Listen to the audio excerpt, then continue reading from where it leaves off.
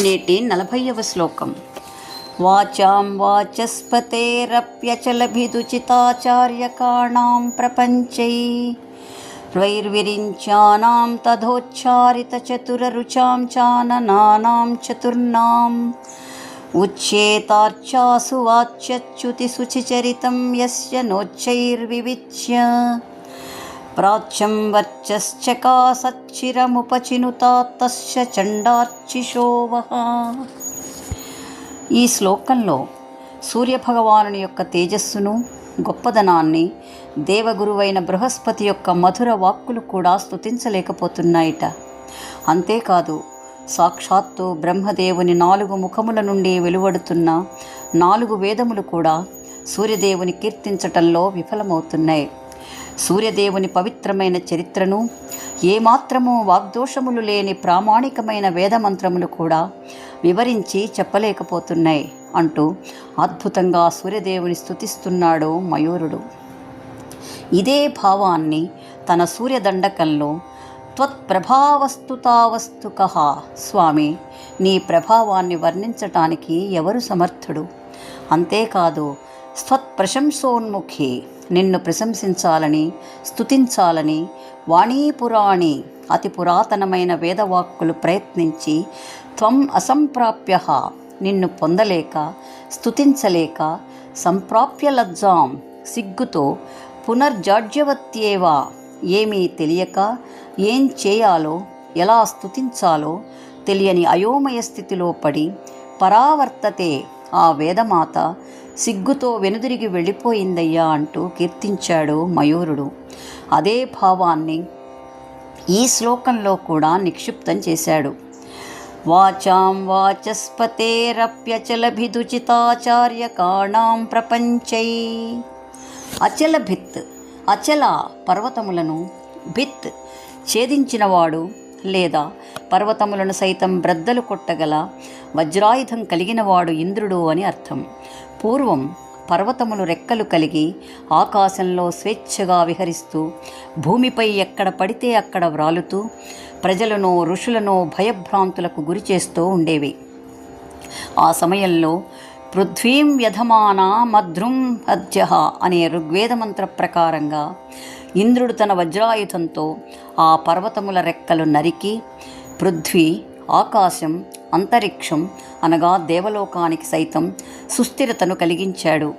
అటువంటి అచలభిత్ అయిన ఆ దేవేంద్రునికి ఉచిత, యోగ్యమైనటువంటి ఆచార్యకాణాం, గురువైన, గురుత్వం వహించినటువంటి వాచస్పతే అనగా బృహస్పతి అని అర్థం. చక్కని మధురమైన యోగ్యమైన పలుకులకు అధిపతి అయిన ఆ బృహస్పతి ప్రపంచై, విస్తారమైన సమస్తమైన, వాచాం వాక్ సమూహముతో, వాక్కులతో, అపి కూడా నిన్ను స్తుతించలేకపోతున్నాడు. ఈ భావానికి ముగింపు 3వ పాదంలో తెలియచేశాడు మయూరుడు.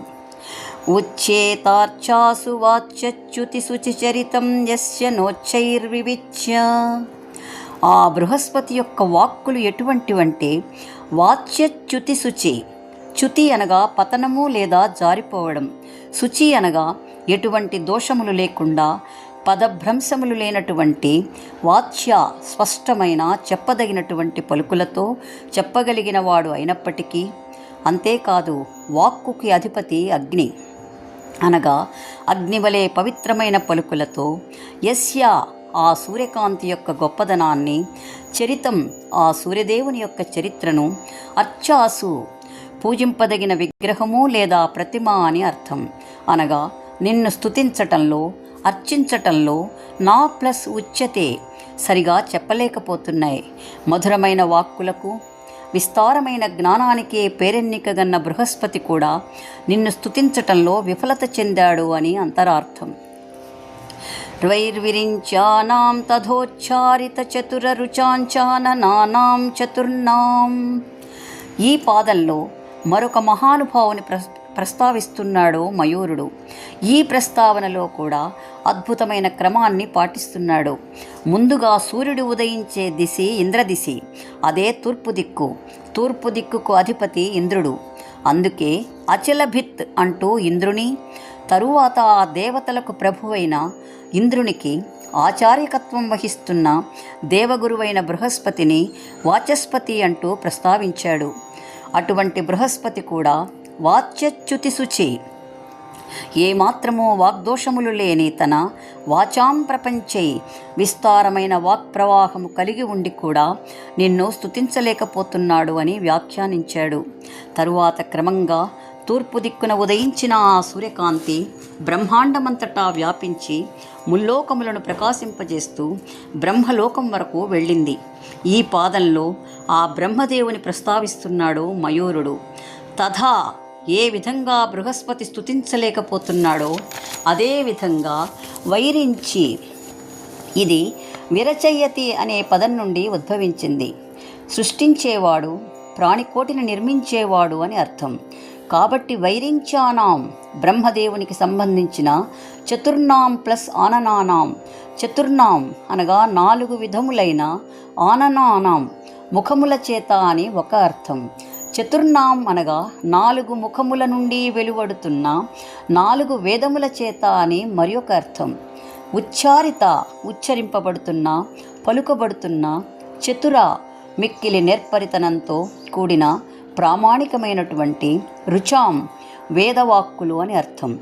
అపి కూడా అనే పదాన్ని ఇక్కడ కూడా అన్వయించుకుంటే సాక్షాత్తు బ్రహ్మదేవుని 4 ముఖముల నుండి ఉచ్చరింపబడుతున్న వేదవాక్కులు కూడా నిన్ను స్తుతించలేకపోతున్నాయి. ఈ బ్రహ్మదేవుని వాక్కులను కూడా 3వ పాదంలోనే అన్వయిస్తున్నాడు మయూరుడు. చరితం స్వామి, నీ యొక్క చరిత్రను, గొప్పదనాన్ని వివిచ్య విశ్లేషించి, విశదీకరించి, నోచ్చై నా ప్లస్ ఉచ్చై పూర్తిగా చెప్పబడడం లేదు. అనగా బ్రహ్మదేవుని 4 ముఖాలతో ఉచ్చరింపబడుతున్న 4 వేదములు కూడా నిన్ను పూర్తిగా వివరించలేకపోతున్నాయి, స్తుతించలేకపోతున్నాయి స్వామి అంటున్నాడు. అందుకే వాణీపురాణి పరావర్తతే, నిన్ను స్తుతించలేక ఆ వేదమాత సిగ్గుపడి వెనుదిరిగి వెళ్ళిపోయిందని కీర్తిస్తున్నాడు మయూరుడు. ప్రాచ్యం వర్చశ్చకాసచ్చిరముపచినుతాత్తస్య చండార్చిషోవహ. 3వ పాదంలో చెప్పినట్లుగా యస్య ఏ సూర్యకాంతినైతే బ్రహ్మదేవుడు, బృహస్పతి కూడా నుతించటంలో విఫలమైనారో, తస్య అటువంటి ప్రాచ్యం తూర్పున ఉదయించి, చకాసత్ ప్రకాశిస్తున్నటువంటి, చండ ప్రచండమైన తేజస్సుతో ప్రకాశించే ఆ సూర్యదేవుని యొక్క అర్చిష దీప్తి లేదా తేజస్సు అని అర్థం. శుక్ల యజుర్వేదంలో నమస్తే అస్త్వర్చిషే పావకో అస్మభ్యం శివోభవ అంటూ అగ్నిదేవుని ప్రార్థనల్లో ఈ శబ్దమే ప్రయోగించబడుతుంది. అటువంటి దేదీప్యమానంగా ప్రకాశించే ఆ సూర్యకాంతి వహ మీకు చిరం చిరకాలం, ఉపచిన్ ఉపచి అనగా అభివృద్ధిని, అభ్యుదయాన్ని, తాత్ కలిగించుగాక అని ఆకాంక్షిస్తున్నాడు మయూరుడు. ఉపచిన్ అనే పదంలోని అద్భుతమైన సమన్వయం ఏమిటంటే, మయూరుడు గొప్ప జ్యోతిష్శాస్త్ర పారంగతుడైన మహానుభావుడు. అందుకే ఉపచిన్ అనే పదాన్ని ప్రయోగించగలిగాడు. ఉపచయ అనే సంస్కృత శబ్దం నుండి ఉపచిన్ అనే పదం ఆవిర్భవించింది.